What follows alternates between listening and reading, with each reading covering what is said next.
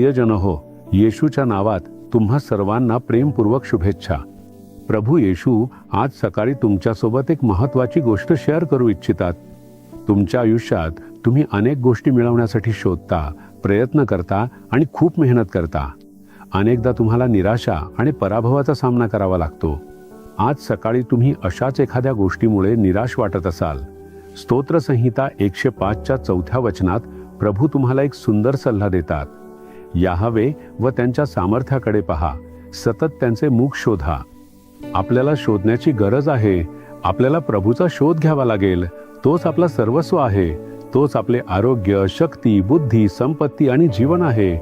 म्हणूनच प्रभू इच्छितात की आपण त्याला आणि त्याच्या उपस्थितीचा शोध घ्यावा. तुम्ही आज त्याचा शोध घेतला आहे का? विचार करून बघा. तुम्ही आज सकाळी प्रभूचा शोध घेतला का? तुम्ही त्याच्या शास्त्रांचे वाचन आणि मनन करून त्याचा शोध घेतला का? प्रभू, मला तुमची सामर्थ्य आणि कृपा हवी आहे. तुमची उपस्थिती माझ्यासोबत राहो आणि मला मार्गदर्शन करो. तुम्ही अशा प्रकारे प्रार्थना करताना प्रभूचा शोध घेतलाय का? प्रत्येक दिवशी तुम्ही त्याची सामर्थ्य आणि उपस्थिती शोधली पाहिजे. तो नेहमी आपल्यासोबत असेल तर किती आनंददायक असेल ना? जर त्याची उपस्थिती दिवसभर आपल्यासोबत राहिली तर आपण जे काही करायला जाऊ ते यशस्वी होईल. आपण विजयी होऊ. आपल्या मार्गात संघर्ष आणि समस्या आल्या तरी काहीही आपल्याला हलवू किंवा प्रभावित करू शकणार नाही.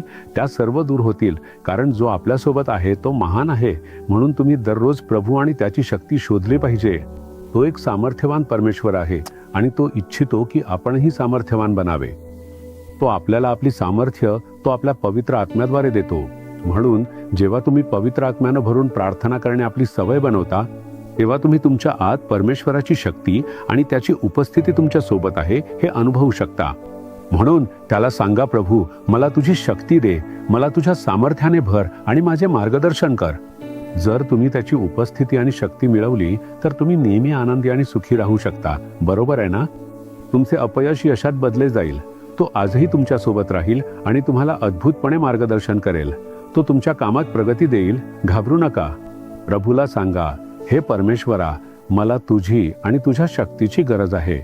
मी तुझी उपस्थिती इच्छितो. माझ्या सोबत राहा आणि माझं मार्गदर्शन कर. मी येशूच्या नावानं प्रार्थना करतो. आमेन. आमेन.